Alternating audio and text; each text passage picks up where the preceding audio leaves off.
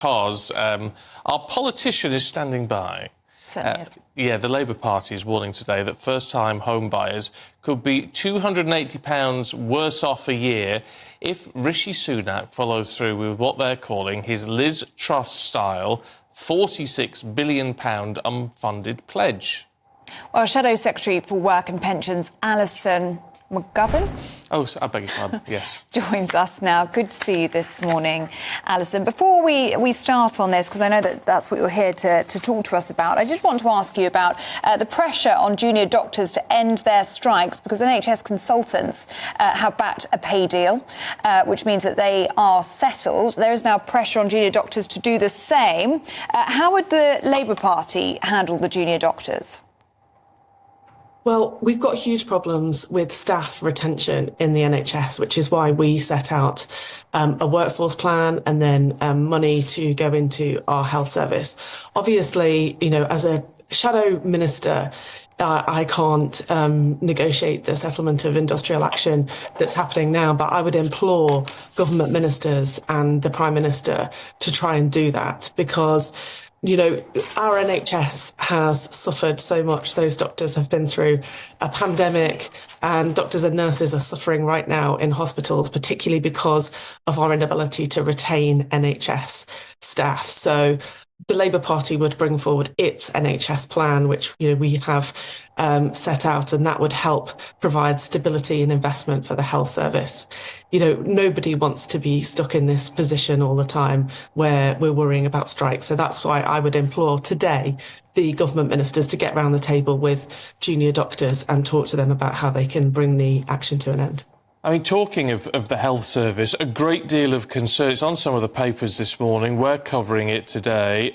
And it's a very strange connection, in a way. Concerns about what is happening at Royal Mail in terms of reducing deliveries and all that sort of thing, and real concern from some that this is going to affect the NHS, because not only will patients miss out on appointments if they're not getting those letters in time, and we know that happens, you reckon about 25% of the time, so people are missing their treatments, but of course the NHS is wasting millions upon millions of pounds by do not attend appointments.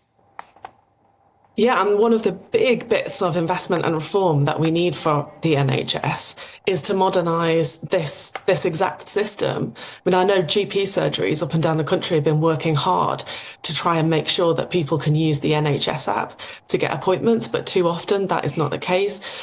As you just pointed out, we're still reliant on sending people letters for appointments and so on. And this is why it's not just that the NHS needs that investment plan that Labour have set out. It also needs to modernise and to be able to use new technology to help people engage with doctors and to manage their own health really well. I think those two things go hand in hand. I can imagine for doctors and nurses and all kinds of health professionals up and down the country right now, they are feeling under pressure.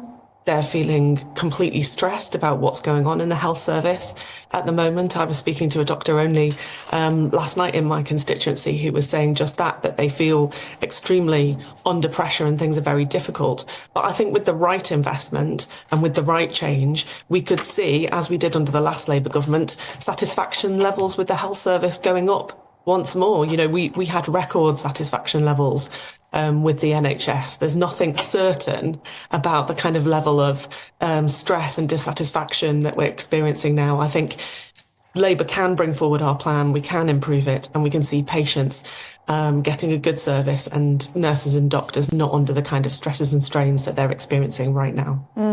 We've been talking about the front page of the Eye this morning, fears that Donald Trump could disrupt the UK election this year.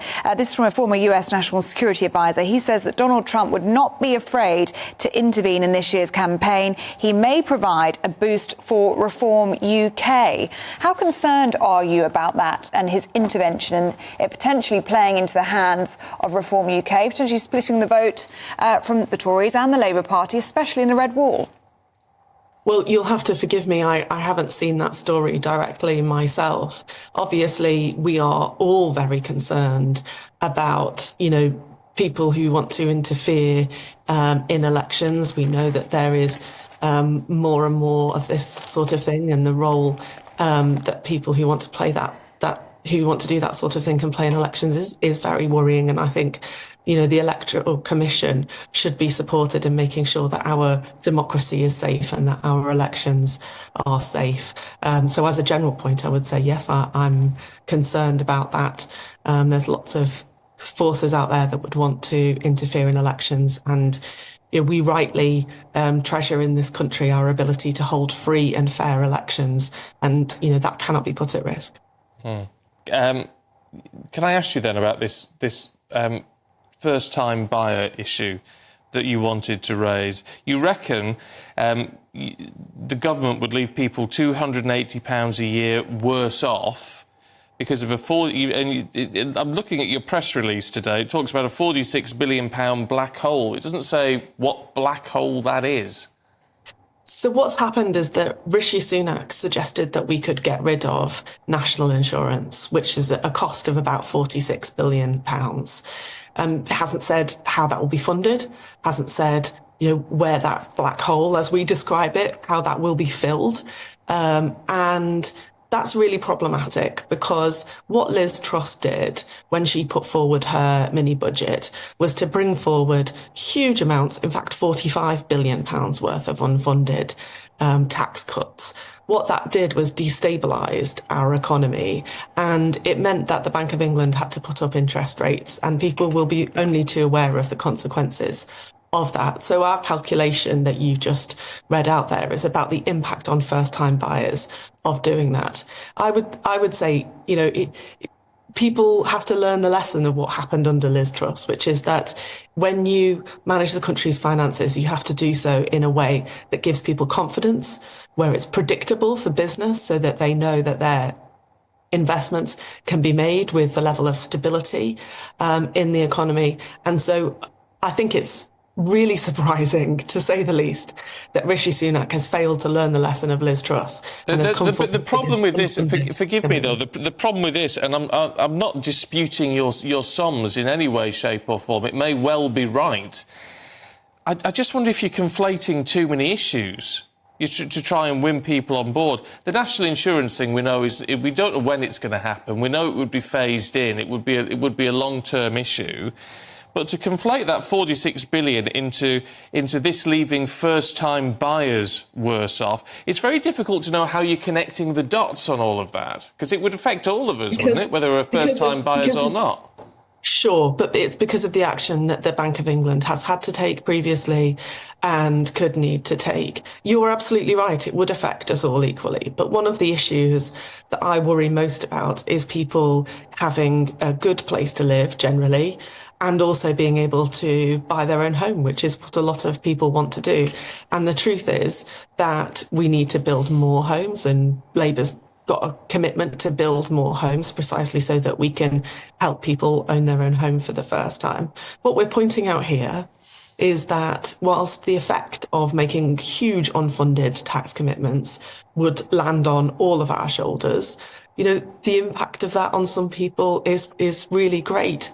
And when you're at that point of trying to buy your first home, it's really stressful, and you save for your deposit and you go through all of that because you want to put down roots. So I would just say, yes, of course, you're right. The impact will be on all of us, but it's hardly fair to put at risk that position that people are in when they're trying to buy their first home, when they're really saving, and making these sorts of unfunded tax commitments has that effect. It's worse for people who are in that position, who struggle to be able to buy their own home. OK. Alison McGovern, good to see you this morning. Thanks very much.